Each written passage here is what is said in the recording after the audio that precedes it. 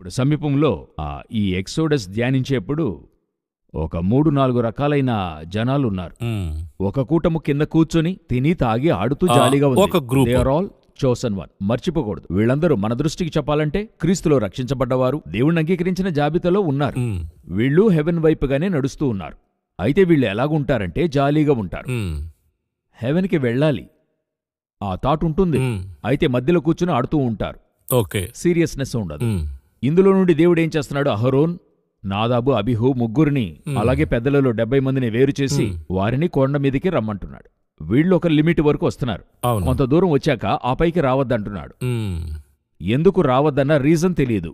ఆడు తర్వాత కొంత ధ్యానించి చూసినట్లయితే వీళ్ళని రావద్దన్న తర్వాత వీళ్ళు తిని తాగి అక్కడ సంతోషంగా ఉన్నారు. ఒక స్టేజ్కి వచ్చిన వెంటనే సాటిస్ఫై అవుతున్నారు. They are satisfied. ఇంకా వీళ్ళు తిని తాగుతున్నారంటే ఏంటి అర్థం అంటే, పైన వీళ్ళు తినే అవకాశం ఉండదు, దేవుడు ఇవ్వడు.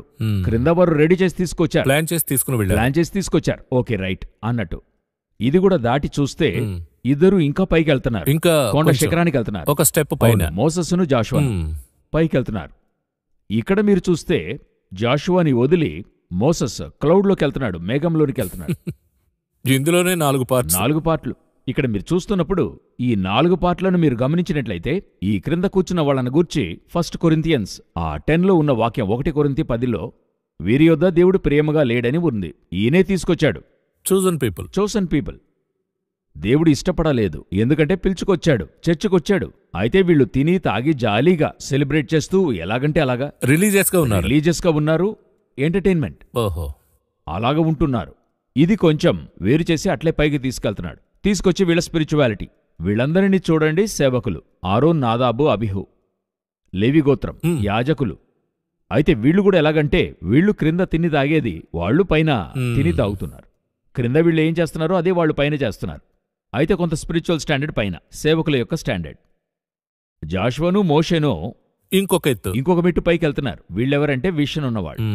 ఇతడే విడిపించాడు మోసెస్, జాషువానే తీసుకెళ్లి చేరుస్తున్నాడు. సో వీళ్ళిద్దరూ విషన్ ఉన్నవాళ్ళు, కాలింగ్ ఉన్నవాళ్ళు. ఇందులో వేరు చేస్తున్నాడు. జాషువాని దాటి మోసెస్ గాడ్తో వెళ్లి ఫ్రెండ్ అవుతున్నాడు. ప్రోటోకాల్ లేదు, తిన్నగా వెళ్ళి మాట్లాడుతున్నాడు, నేరుగా మాట్లాడుతున్నాడు. ఈ యొక్క కనెక్షనే స్పిరిచువాలిటీ ఒక రెల్మ్గా ఉంది. మీరు ఏ స్థాయికి మిమ్మల్ని పెంచుకుంటారో ఆ స్థాయికి దేవుని దగ్గరికి వెళ్తారు. మీరు వీళ్లతో చేరి 10తో 1గా ఉండొచ్చు, బట్ మీరు వెళ్ళి రీచ్ అవుతారా తెలీదు. అయితే ఇలా అర్థం చేసుకోవచ్చా, మోసెస్కి ఇలా వేరు చేసే గుణం అసలు ఎక్కడి నుంచి వచ్చింది అనేది?